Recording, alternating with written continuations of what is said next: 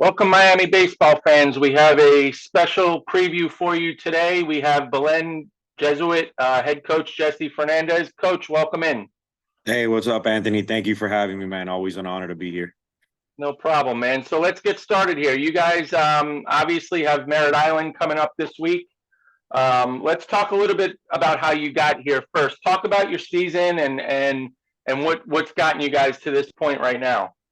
It's been one of those seasons that the record doesn't indicate kind of the good baseball we've been playing. We had a tough schedule this year. There was a lot of ups and downs. We started the season, we were 3-0. And everything felt like, man, we're right back where we wanted to be. You know how last year ended. There was a lot of new faces coming in. So after 3 games, the excitement was all there. We were 3-0, and then we dropped 6 in a row. And obviously that's not the way you want to start your season. But when you look down the list of teams that were in that 6 game losing streak, you realize, like, man, it was going to be a tough task to begin with.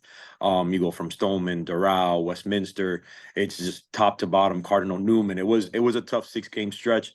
But then it kind of just ended up being what happened to us throughout the whole season. It was, we were always going to win 2 or 3, then we were going to drop 2 or 3, then we were going to win 2 or 3, drop 2 or 3, and we battled, and we didn't finish the season the way we wanted.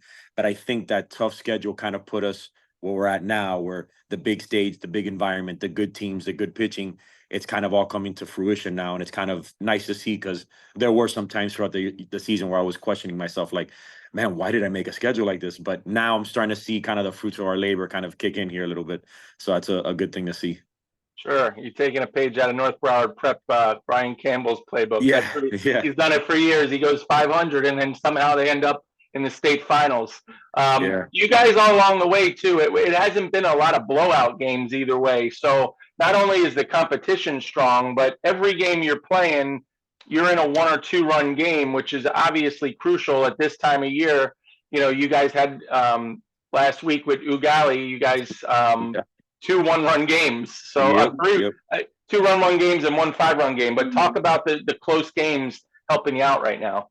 Yeah, it's funny because when you start losing these games in season by a run or two, it's very cliche. It's like the only thing you can tell your team after is, hey, we fought hard, and hopefully these games turn in our direction sooner rather than later. In our case, it came later, but that later is better because we're talking about playoff baseball now. And it was a tough Monday night. We went up there. The team was good. Like you mentioned earlier, it's sometimes you don't really know much about these teams, especially on the other side of Florida. So we went up there kind of a little blinded. And they were good, man. And they could hit, they could pitch, they did everything right. And that first game kind of felt that way. It was like, man, we're a little outmatched. But then, we showed up game two, and that was just like an eye-opening. Hey, hold up, we can actually do this.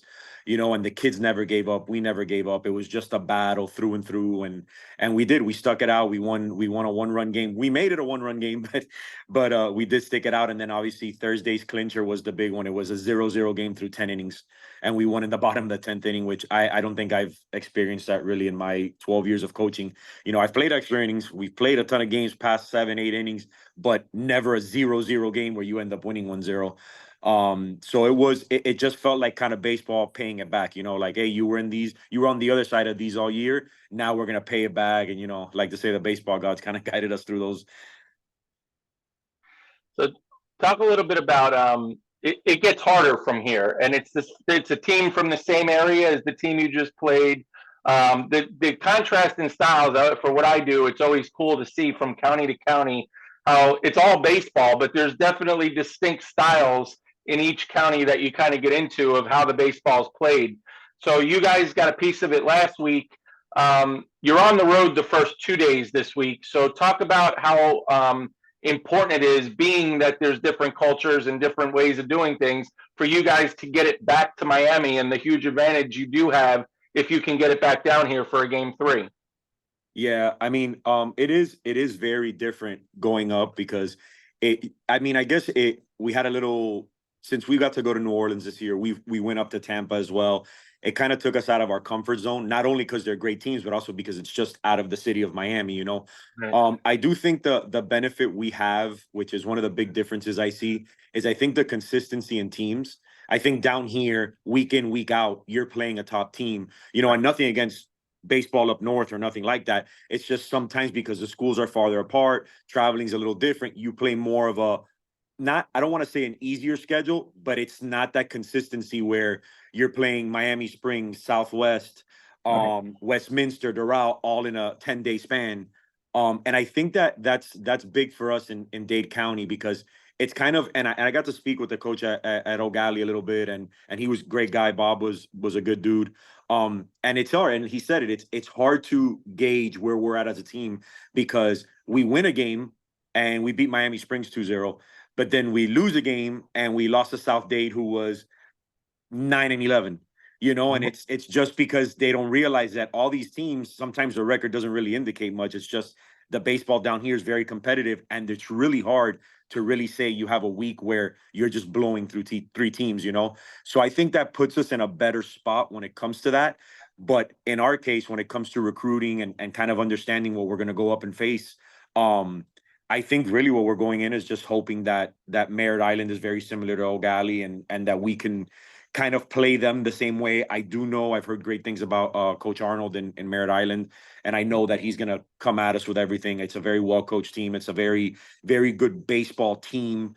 And they're going to do a lot of the little things right. And we're kind of looking forward to that because that's kind of our brand of baseball, where we are going to try to do the little things right because we're not going to hit 20 home runs. We're not going to hit 4 or 5 home runs in a game. We're going to make things happen the right way and hope that it clicks. And I think this is going to be one of those series that it's just one bad bounce from somebody winning. And I think that's kind of looking forward, and it's kind of been like what our season has been.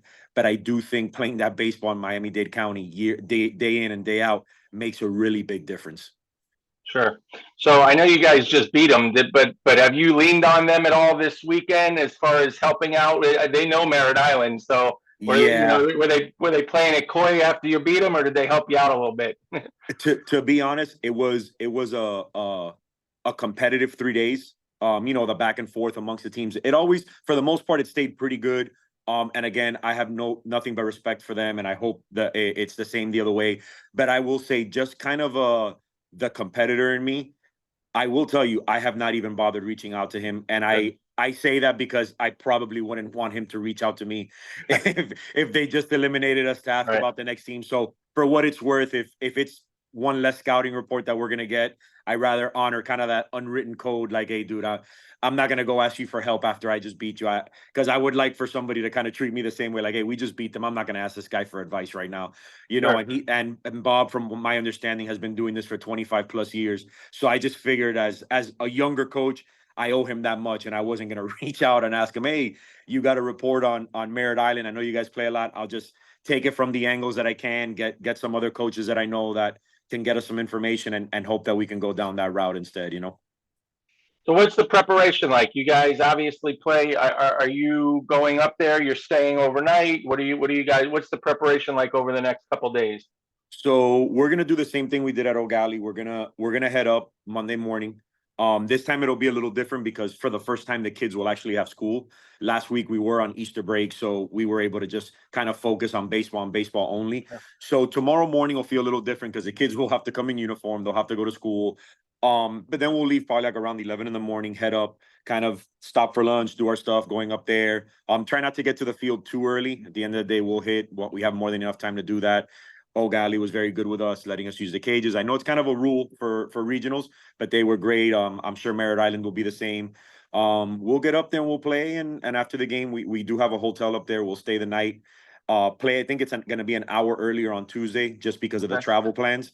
Okay. And then hope to just bring it back to Belen. That's really kind of the idea that I just kind of try to instill in the kids, and honestly, and the kids instill in me. Just let's get back to Belen. Find a way to get back to Belen. After every practice we have finished over the past week and a half, it's kind of been that one message: don't let today be your last practice. And we've kind of carried that on, and it's almost become kind of like a running little joke now, that it's like we break it down. It's like, hey, don't let today be your last practice. So we're hoping to carry that momentum moving forward, and just at least get one up in Merritt Island. Sure. Well, you guys have had a heck of a year, back and forth, and very competitive, and we're pulling for you. Good luck for you Thank over you. the next couple days, and hopefully you can get it back here to Miami. Yeah, that's the plan. That's the plan. Hopefully, and thank you for the support, Ann. And it's always an honor being on this. And being able to kind of hear all the stories from around the county, because that's just honestly how we all learn, and it's always refreshing. All right, Coach. Good luck. Thank you, Anthony. Take it easy and have a good night. All right, you too. Bye bye.